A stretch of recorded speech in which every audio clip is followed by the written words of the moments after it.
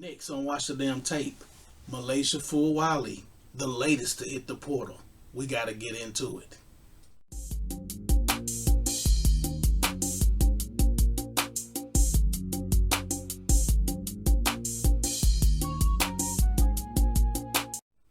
What it do, folks? It's the Beat Chef with Watch the Damn Tape. Hit that like, that share, that subscribe button. Hit that bell to get notified when I drop my next video.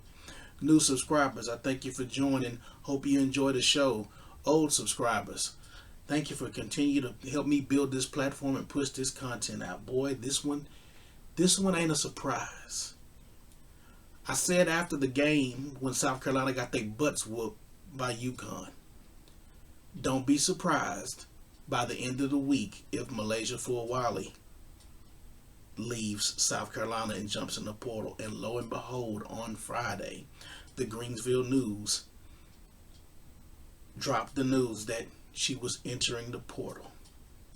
It's pretty easy to see. We'll just take it back to the game. Those two turnovers that she had, quick got yanked by Dawn Staley. And if you remember on my previous video about the transfer portal, I told you there was 5 things in my opinion that will lead a player to leave and go into the portal. Number 4 was culture/coaching. That was it here. It wasn't about, this ain't no money thing. This about, I'm a superior player and you got other people starting in front of me and you've done it. Freshman year, she could handle it. You know, she coming in, learning the system, making great plays. You can see the flashes of greatness in her. Second year, she was supposed to emerge and come off that bench and get heavy minutes. Heavy minutes. That didn't happen. You got Bree Hall and Raven Johnson starting. Love Raven.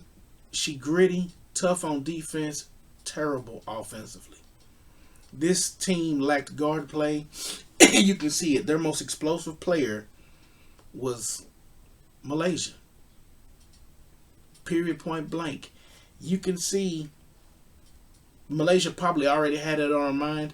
That third quarter, if you got the game on tape, go back to the third quarter and look at her face when after they made that run and Gino Ariema called that timeout and iced that run, and then Connecticut went up like 14, then went up 20, and the quarter ended. They kept showing Milaysia on that sideline. She was done. She was done. She knew that was her last game. And her last game as a Gamecock was going to be a loss, and a bad one.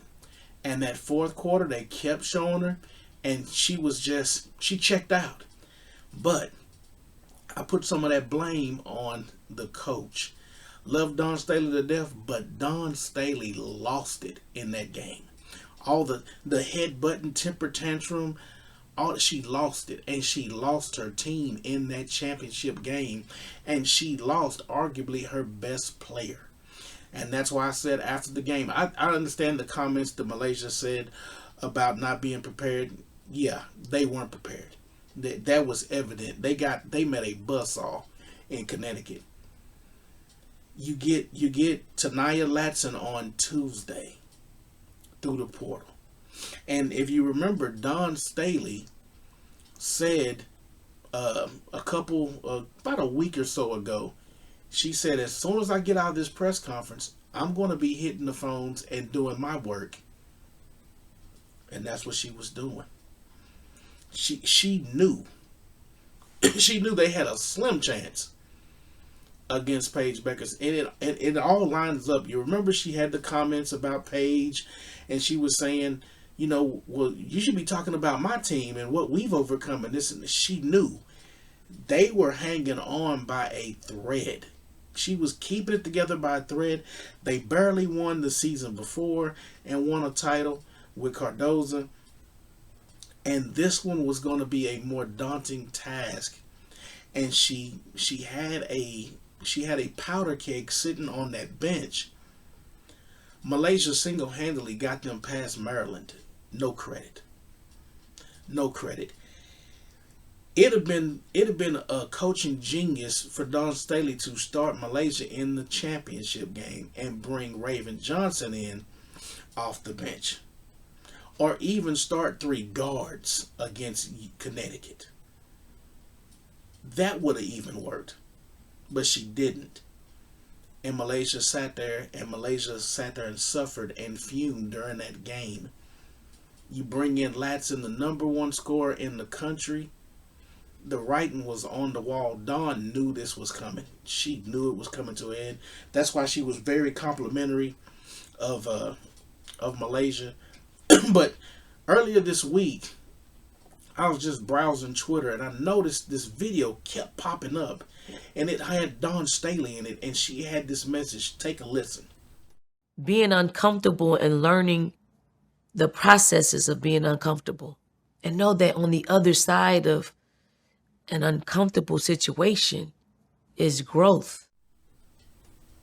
Now, that message, not sure when she said this message, but it kind of reminds me of Gino Ariema talking to the team through Paige Beckers. And I think this message was directed at Milaysia Fulwiley. But Malaysia, she's off the greener pastures. And I really can't blame her. That culture, coach, Dawn's not the greatest with guards. She's her development of guards getting into the league. She can do bigs. The guards not so much. And the system doesn't really fit Malaysia. Like Malaysia said after the loss, Dawn is a excellent recruiter.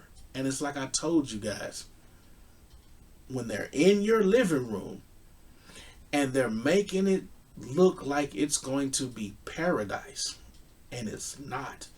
Once they got your butt on that scholarship and you sign that paper, you belong to them and they will do with you as they wish.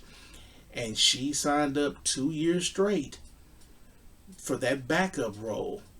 And it's all good when you're winning. When you're winning, excuse me, when you're winning, you can stay in those roles. Tessa Johnson's perfect for that role.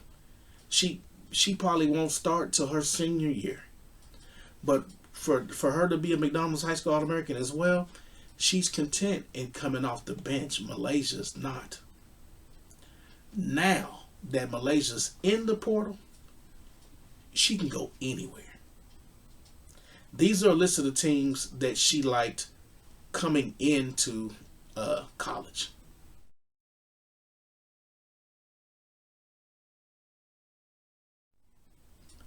Now it could be any one of those teams.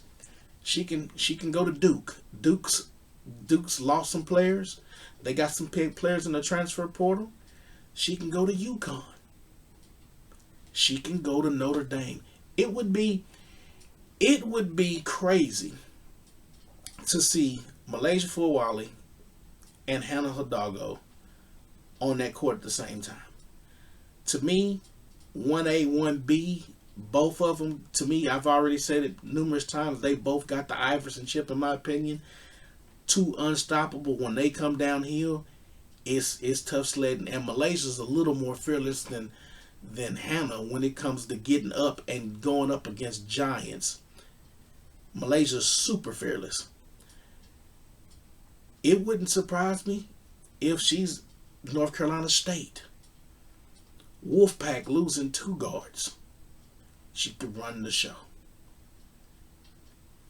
Olivia Miles said on TNT, when Candace Parker asked Olivia Miles, why should players in the portal consider TCU? And she said, because I'm here and the culture that we're building. She can go to TCU and ball out of control with Olivia Miles. And they got plenty money at TCU. I've been looking at this NIL money, looking at the NIL collective, And a lot of these teams are papered up and got plenty of money to spend on a player that's going to lift that program up. These girls are going for cash. Milaysia wants playing time. She's already got a national title in her back pocket. Now she might want to get one that she gets the credit for, but she also wants to make money. Let's not get it twisted. But that playing time is important, and being in a system that's free flowing. TCU's coach is good and great at developing guards. So don't be surprised. And for selfish reasons, I would love for Milaysia to be in Fort Worth so I can see her and Olivia on a constant basis. But Milaysia can go anywhere, and run the show. But let me know what you guys think. This one's not surprising. I mean, it's a lot of people shocked. It's a lot of South Carolina fans shocked. I don't see how. Just, you didn't look at the body language of this young lady on that bench. She was hurting after that game. She knew it was over. That was it. But let me know what you guys think. Until next time, peace.